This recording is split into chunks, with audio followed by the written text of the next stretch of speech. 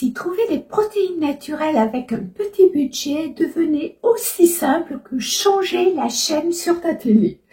Galères-tu à trouver des alternatives à la fois saines, savoureuses et efficaces? Si c'est le cas, stop! Ne cherche plus. Dans cette vidéo spéciale, où trouver des protéines naturelles, pas chères, je démystifie tout pour toi. Je te propose des options surprenantes, des astuces concrètes et surtout des solutions pour booster à la fois ton énergie et tes muscles. Et sans te ruiner en plus. Si tu es prêt à révolutionner ton assiette, ben ça se passe ici et maintenant.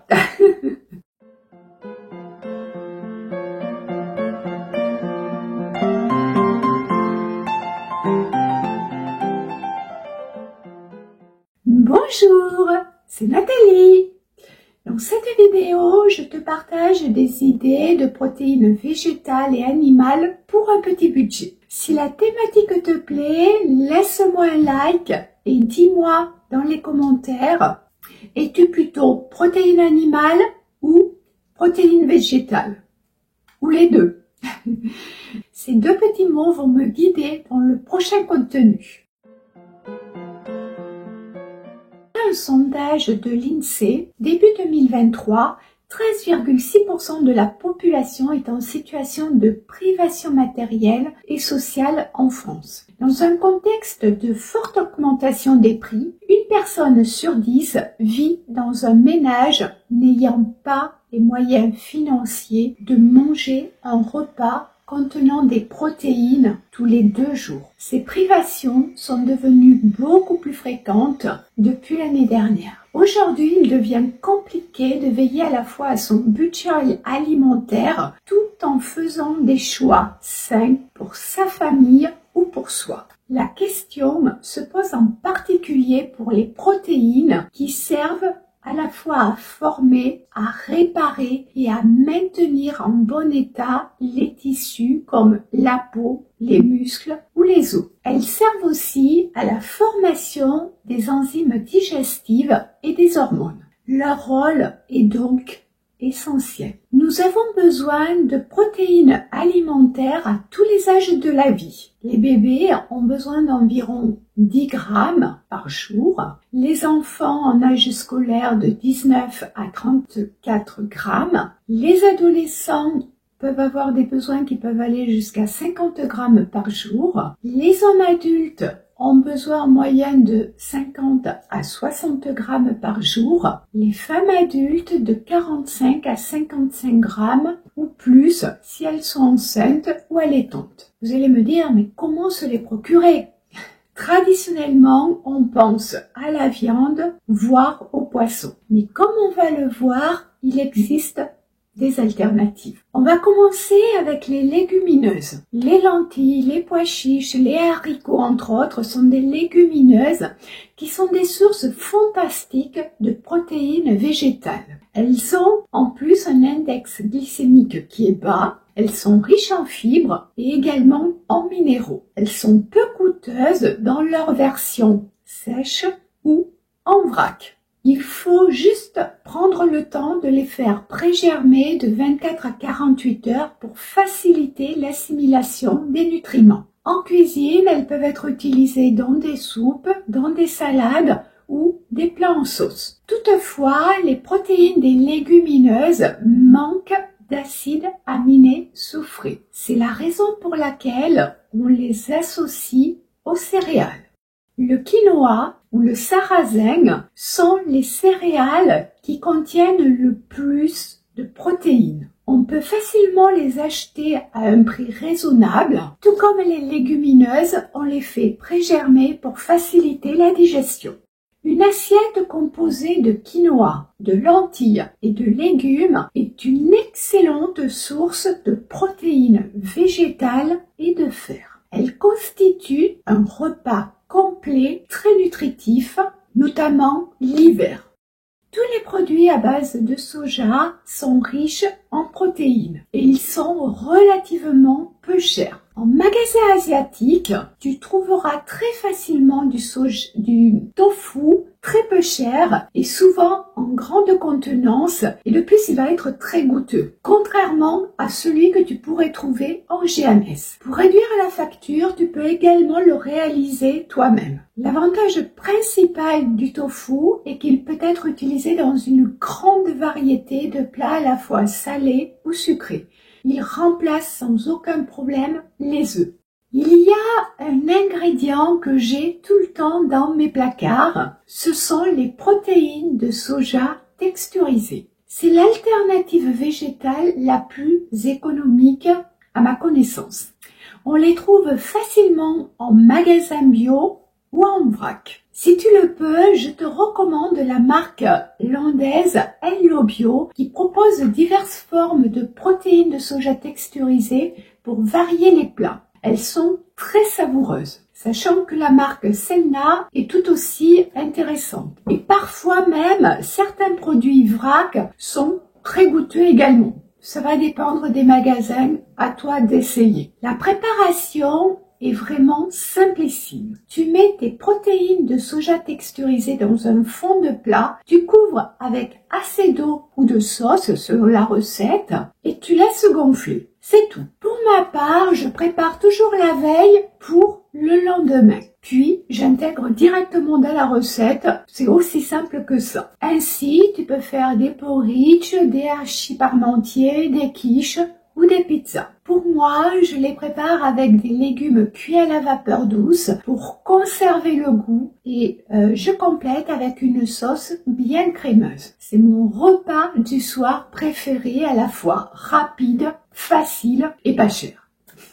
L'œuf est une source de protéines d'excellente qualité avec ses 8 acides aminés essentiels à la croissance et à l'entretien du corps.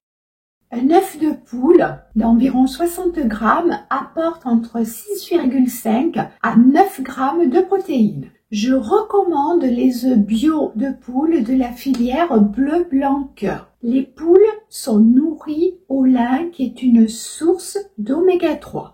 Si tu consommes les œufs pour leur richesse en fer, je te recommande les œufs au plat avec le jaune qui va juste trembloter ou mollets. Tu trouveras des recettes sur mon blog de recettes de cuisine ayurvédique nataliefabre.fr. La viande hachée de bœuf ou de porc ou même de poulet est souvent plus abordable que les morceaux entiers. Elle peut être utilisée dans des plats comme les pâtes, les chilis ou les boulettes de viande. Des poissons comme les sardines en boîte ou le maquereau sont des choix économiques. Côté protéines, viande et poisson font match nul avec une moyenne d'apport d'environ 18 grammes de protéines au 100 grammes. Toutefois, le poisson a l'avantage d'apporter de bonnes graisses et notamment des oméga 3. Il est préférable de les choisir sans huile, mais si c'est pas le cas, préfère plutôt l'huile d'olive qui est riche en acides gras monoinsaturés à l'huile de tournesol. Les maquereaux à la tomate sont les moins chers. Je vais y revenir dans la dernière partie de la vidéo avec le point de vue de l'Ayurveda. Les légumineuses sont des aliments très nutritifs et très bénéfiques en saison kapha. L'hiver, avec sa lourdeur, sa lenteur, le froid, la densité, le manque de mobilité, représente la saison kapha. Les personnes qui sont habituées depuis l'enfance à consommer régulièrement des légumineuses ont développé des enzymes pour les digérer. Dans le cas contraire, l'ajout de contrepoison est vraiment indispensable. Dans tous les cas, le pré-germage est une nécessité. Elles sont de nature rajasique. Aussi, pour les équilibrer, on va les associer avec des céréales et des légumes.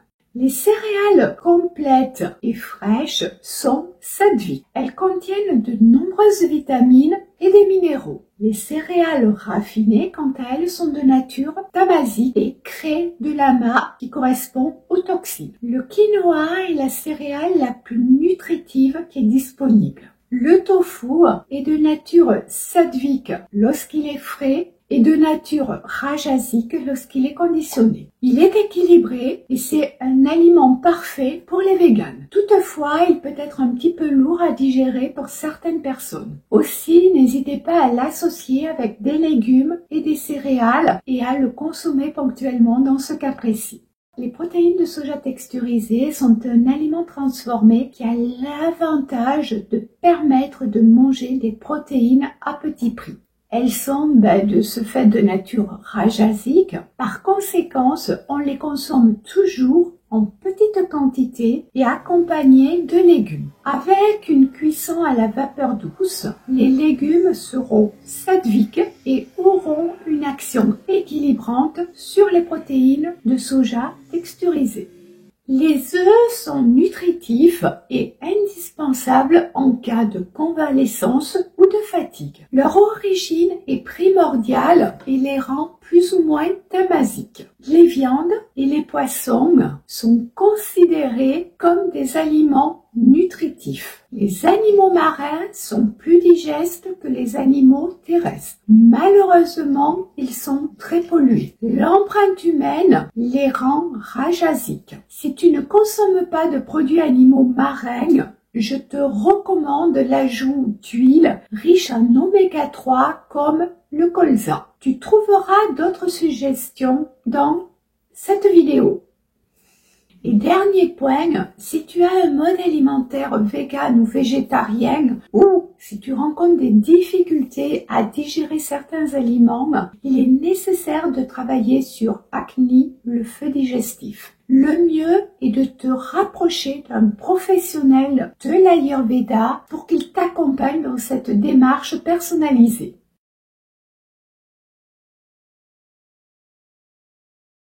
Pour conclure et en résumé, en choisissant des aliments à la fois simples, pas chers et surtout en préparant tes repas à la maison, tu peux très facilement contrôler ton apport en protéines tout en respectant ton budget.